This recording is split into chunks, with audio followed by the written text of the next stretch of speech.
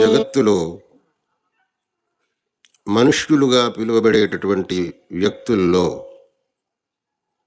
రెండు రకములుగా ఉన్నారు. ఏమి రెండు రకములు అని అంటే,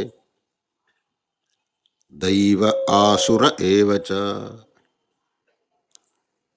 దైవ దైవీ సంపత్తు కలిగిన వారు, ఆసుర ఆసురీ సంపత్తు కలిగిన వారు. ఈ విధంగా రెండు రకాలుగా ఉంటారు. ఈ రెండు రకాల వాళ్లకు రెండు రకములైన ప్రయోజనములు, ఫలములు రెండు రకములైన ఫలములు ఉన్నవి. నీకు ఏ ఫలం కావాలనుకుంటావో ఆ జాతికి నువ్వు చేరు అన్నాడు భగవంతుడు. మనం కూడా లోకంలో రెండు దారులు ఉన్నప్పుడు ఈ దారి అక్కడికి వెళుతుంది, ఈ దారి ఇక్కడికి వెళుతుంది. నువ్వు ఎక్కడికి వెళ్ళదలుచుకుంటే ఆ దారిలో బయలుదేరు అని చెబుతాం. వాడు ఎక్కడికి వెళ్ళదలుచుకుంటాడో ఆ దారిలో బయలుదేరుతాడు. ఆ దారిలో బయలుదేరితే అక్కడికి వెళతాడు, తన యొక్క లక్ష్యాన్ని సాధించుకోగలుగుతాడు. కానీ తాను వెళ్ళదలుచుకున్నది ఒకటి, తాను పోతున్న దారి మటుకు ఇంకొకటి అని అంటే వాడు ఎన్నడూ ఆ లక్ష్యాన్ని చేరుకోలేడు.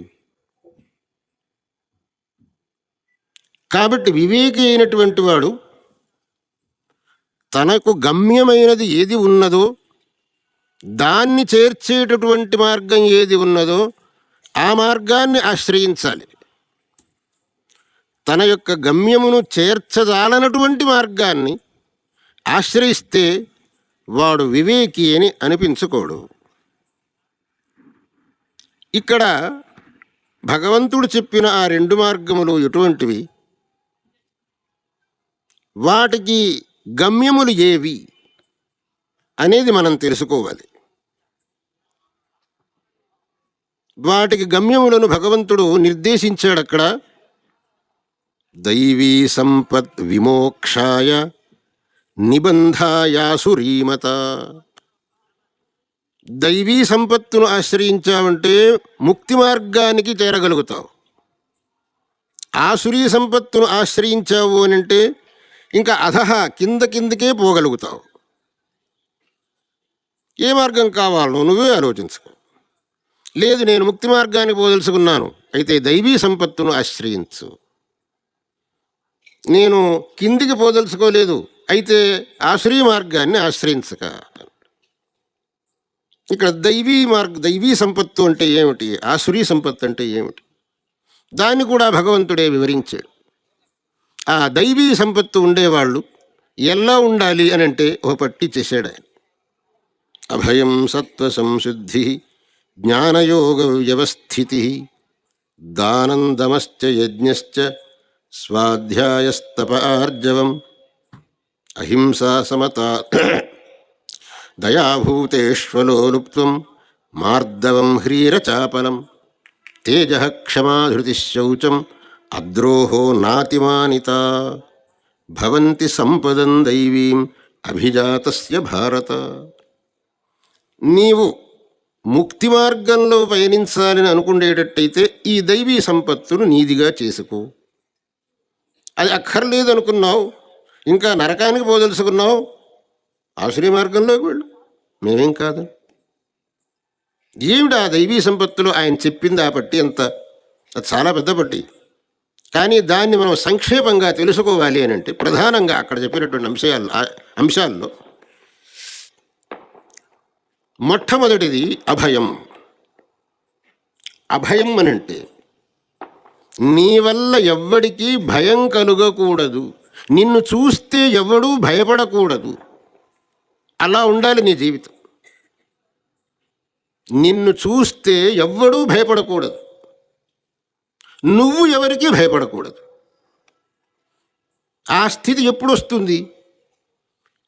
నీ యొక్క మనస్సులో ఏ విధమైనటువంటి క్రోధజ్వాల అనేది ఉండదో, ఏ విధమైన ద్వేషం అనేటటువంటిది ఉండదో, అప్పుడు నిన్ను చూస్తే ఎవ్వడూ భయపడడు. నిన్ను చూస్తే ఎప్పుడు వస్తుంది భయం?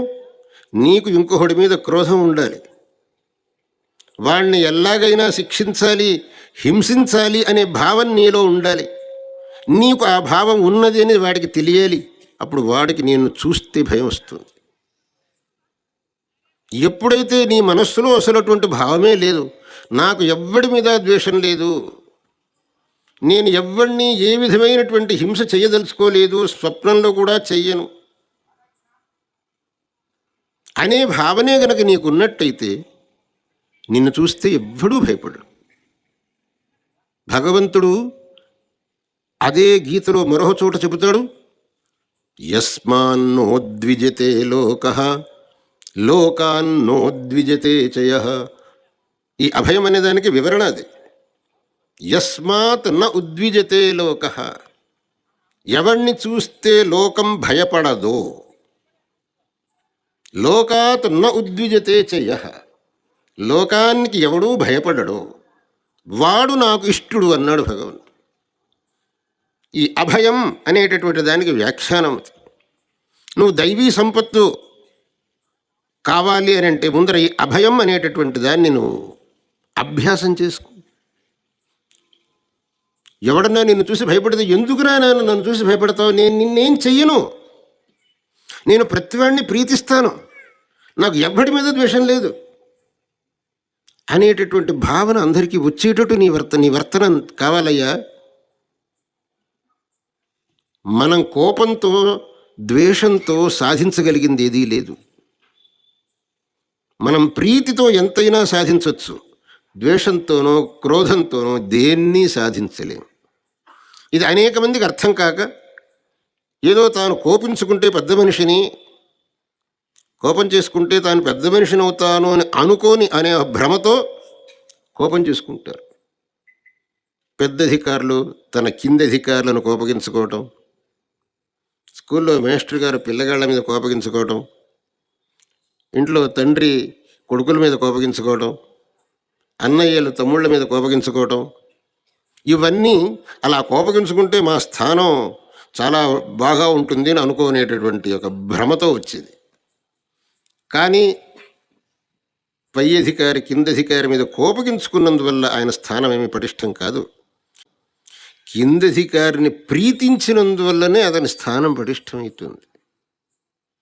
అలాగే ఉపాధ్యాయుడు శిష్యుణ్ణి కోపగించుకుంటే వాడికి విద్య రాదు, ప్రీతితో వాడిని సరిచేసి వాడికి చదువు చెప్పాలి. ఉపాధ్యాయులైన వాళ్ళు దాన్ని కొంతమంది ఉంటారు, చాలా ప్రీతితో ఉంటారు. ఆ ప్రీతితో లేని వాళ్ళు ఈ విషయాన్ని గమనించాలి. తమ యొక్క శిష్యుల్ని ప్రీతితో సరి అయిన శిష్యులు తప్పు మార్గంలో పోతుంటారు వాస్తవం. సరి అయిన బుద్ధి చెప్పి మంచి మాటలతో శిష్యుల్ని దారికి తేవటం ఉపాధ్యాయుడి లక్షణం. కానీ కోపగించుకోవటం, దండించటం, హింసించటం, శిక్షలు ఇవ్వటం అది సరి అయిన మార్గం కాదు. కాబట్టి వీటన్నిటినీ ఉద్దేశించి భగవంతుడు అభయస్థితి అనేది గనక నీకున్నట్టయితే నువ్వు దైవీ సంపత్తు కలిగిన వాడి అవుతావు.